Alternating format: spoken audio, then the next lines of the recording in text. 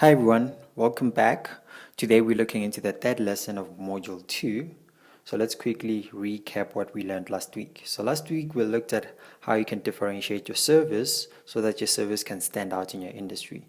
We looked at the influences that clients make their decisions from, like the basic need influence, the preferred solution influence, the type of preferred solution influence, price influence, and service influence, which was the main focus on last week's lesson.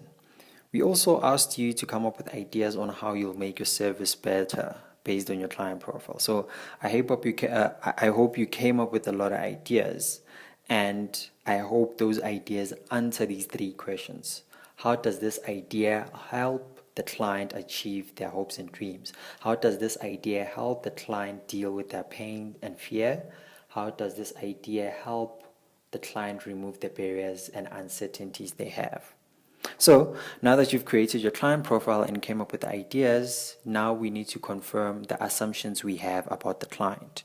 We call them assumptions because we wrote what we thought about the client using the client profile template and coming up with last week's ideas. But now it's time to get a confirmation from our assumptions by going out there and asking the client if what we think is true or not. So imagine out of all the businesses in your industry, clients pass them to buy only from you.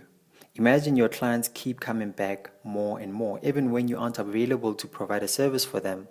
At that time, they'd rather be on your waiting list instead of going to your competition. You might think this is weird, but this is what happens when clients are happy with the service that they're getting.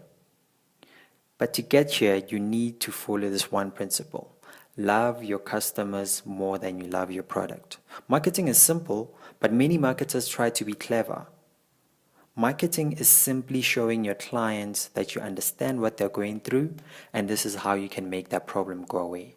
Empathy plays a huge role. You need to get out of your shoes and get into your client's shoes so that you can begin to see things the way they see them. Hence, you need to love your customers more than you love your product. Currently, most entrepreneurs are so in love with their product or services that they cut off any client that doesn't agree with how they do things. Most entrepreneurs think that they know their clients, but they've never taken the time to ask their clients what they would like in order for their services to be better. I'm not saying that every client that tells you to do something, you should go and do it immediately, but there's a deeper reason why a client would complain to you. And as an entrepreneur, you need to find out what that reason is and come up with a solution for it. We become too passionate about our skills and put all of our focus on them instead of the people that we're trying to sell to. Believe me, I know this from experience. After I left my job, I realized that small businesses were overlooked when it came to marketing. So I knew, I was able to see that there's a huge potential, but no one was using this opportunity. So I decided I would target small businesses. But every time when I would take them through what I would be doing for them, there would be this wall between what they are expecting and what I want to do for them. So basically, I would tell them that they need a brand strategy before they do anything else. And to them, that was a huge problem. But before I actually realized this, actually the problem that they had was that what I was suggesting to them was a luxury. And a brand strategy takes time. And that is time that most small businesses don't have. So if I could have just introduced them to marketing tactics that will help them sell their inventory first, and after they've made their revenue, then I can introduce a brand strategy because then they will be needing it and they could afford it. Then that would have made my service very easy and more empathetical towards the client's needs. So you should be careful to not be too in love and too set in your ways, because when you do that, you will end up not hearing the needs of your clients, and that will make your product very useless. When you love your client more than you love your service or product, the client will always show appreciation by buying your service, not only because you're the best, but because they have a relationship with you. Even if you're not the best at what you do, but a client will always choose to buy from someone they already have a relationship with rather than someone they don't. So make sure that you nurture your relationship with your clients as you work towards making your service the best. But there's a limit. Don't take everything that your clients tell you as final. Clients will tell you how they think you should do things. They could tell you that you need to create a flying car, but that doesn't mean you should go and create it. Look at what is the reason they want a flying car. They may want not to be stuck in traffic, or they may want to get where they're going on time. So whatever the solution is, you need to come up with the answer for the underlying problem and not create a solution simply because a client has given it to you. If their solution answers the underlying problem, then you can pursue it.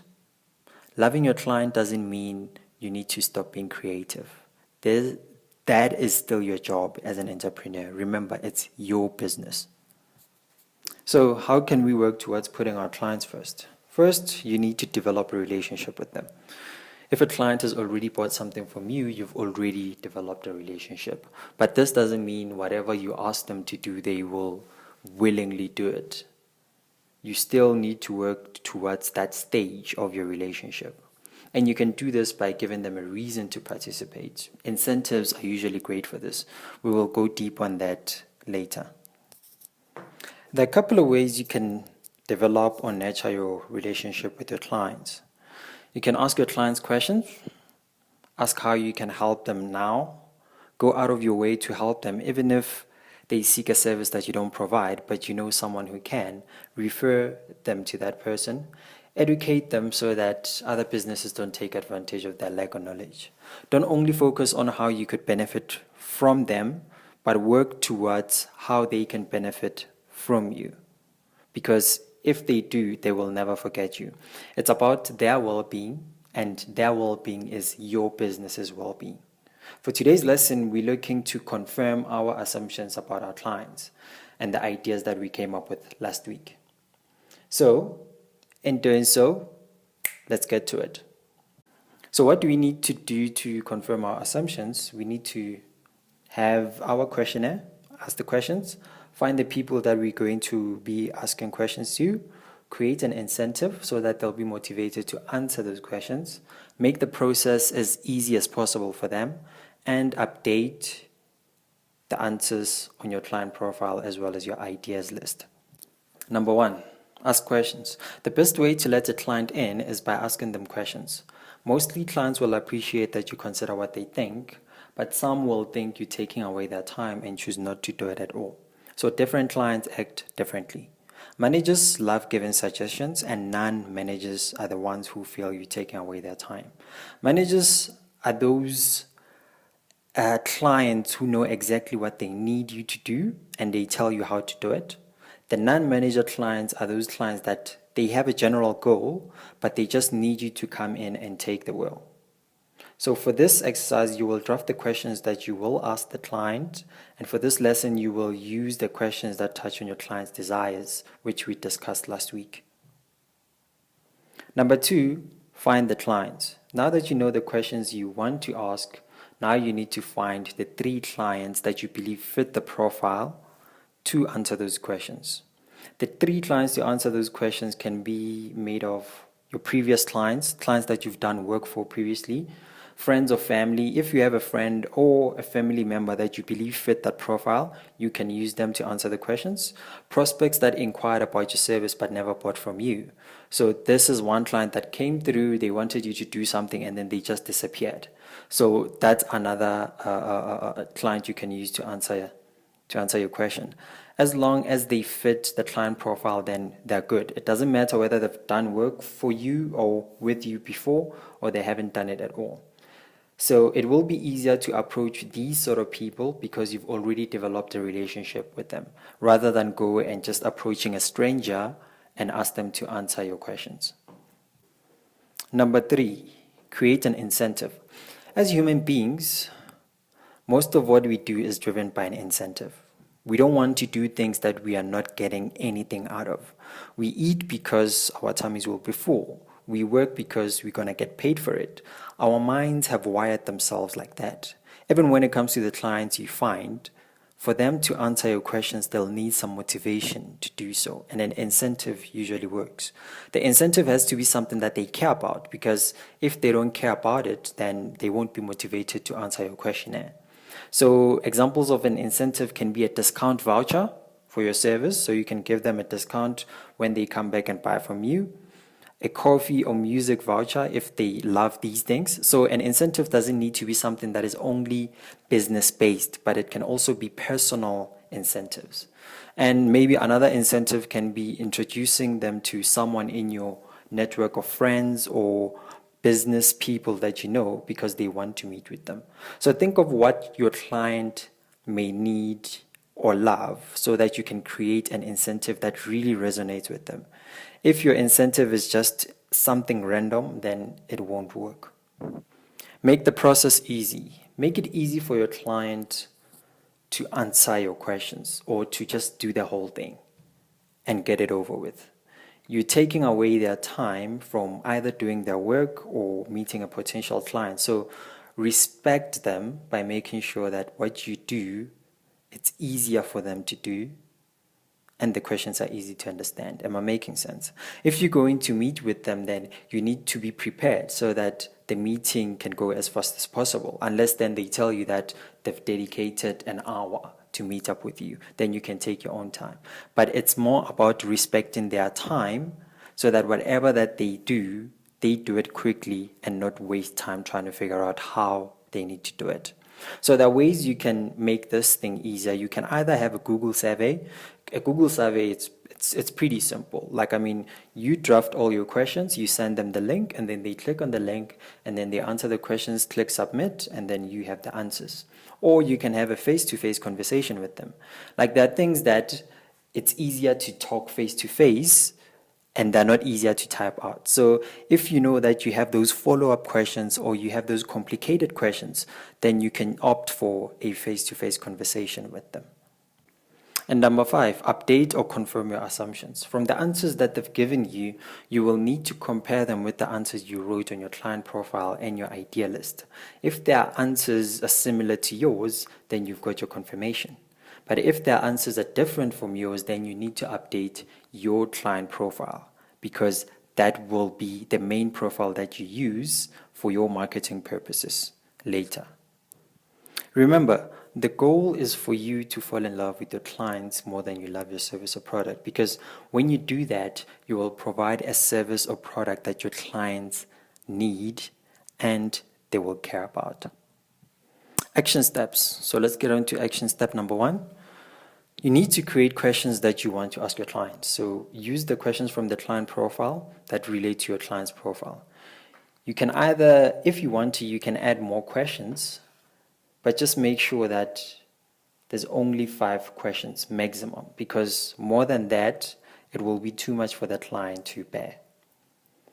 So you're going to create 2 questionnaires. One is based on your client's desires, and the second one is based on the ideas that you came up with. So you're asking them about the ideas to confirm that they're either good or they're bad ideas. And if you were to implement these ideas, will they buy them or will they buy into them? So that's what you're trying to find out when it comes to the ideas. So you need to make sure that your client profile is confirmed and your ideas list is also confirmed. Action step number 2, identify the 3 clients that you will interview or send a survey to. Don't call them, don't email them, just identify them and say, I'm going to go for so and so and so and so and so. Action step number 3, you need to create an incentive based on their preferences and need. I take it that since you've identified these people, there's something that you know about them that you feel, okay, fine, so and so would appreciate this, so and so would appreciate that. So you knowing those things, use those in order to come up with your incentives for them. Action step number 4, plan out your entire process. You'll decide whether you want to use Google Survey or you're going to use face-to-face meetups. But once everything has been planned out, from the questions that you're going to ask, the people that you're going to be asking questions, the incentive that you're going to provide for them. Once you've done everything, then now you can make that contact. Either you call them or you email them and just point out what is it that you want to do, and then tell them what is the reason for them to do it, which is obviously the incentive. So they will answer your questions so that they can get this and that and that. Action step number 5. Now you need to go back to your client profile and your ideas list, either update or confirm your answers and your ideas. Okay guys, this is the end of lesson 3. So I'll see you in lesson 4. Bye.